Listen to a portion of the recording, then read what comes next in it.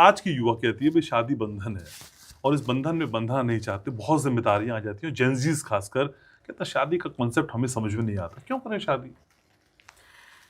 देखिए, मुझे समझ नहीं आता कि लोगों के मन में ऐसा विचार क्यों आया। अगर शादी आवश्यक नहीं होती तो ये जो परंपरा है विवाह की, ये आदिकाल से चली आ रही है। भगवान श्री राम ने जब अवतार लिया इस धरती पर तो उन्होंने भी शादी करी। अगर शादी आवश्यक नहीं होती तो क्या आवश्यकता थी जगत पिता प्रभु श्रीमन नारायण को राम रूप में प्रकट होकर मैया जानकी से विवाह करने की? तो विवाह की परंपरा तो आदिकाल से चली आ रही है। तो विवाह, मुझे ऐसा लगता है कि प्रत्येक व्यक्ति को विवाह करना चाहिए।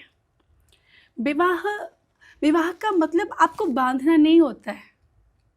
विवाह का मतलब आपको जिम्मेदारियों के बंधन में बांधना नहीं है। विवाह का मतलब है, देखो भगवान ने खुद कहा कि गृहस्थ आश्रम सबसे सर्वश्रेष्ठ है। भगवान ये भी कह रहे हैं कि जितना प्यार मैं सन्यासियों को करता हूँ उतना ही प्यार मैं गृहस्थियों को भी करता हूँ।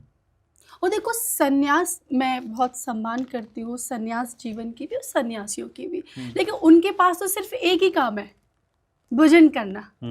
लेकिन गृहस्थ में रहकर भजन करना, ये है ना सबसे बड़ी बात। आप गृहस्थ जीवन में बच्चों के साथ, पति के साथ, पत्नी के साथ, माता पिता के साथ रह रहे, आप अपनी सारी जिम्मेदारियां भी निभा रहे हैं, अतिथियों का भी सत्कार कर रहे हैं, और इतना सब करते हुए भी आप भगवान का भजन कर रहे हैं। तो चुनौतीपूर्ण वाला कौन सा आश्रम हुआ? डेफिनेटली गृहस्थ आश्रम हुआ।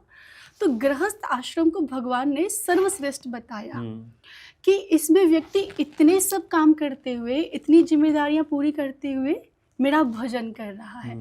तो जो गति सन्यासियों की होती है ना, वही गति गृहस्थ में रहने वाले एक व्यक्ति की भी होती है।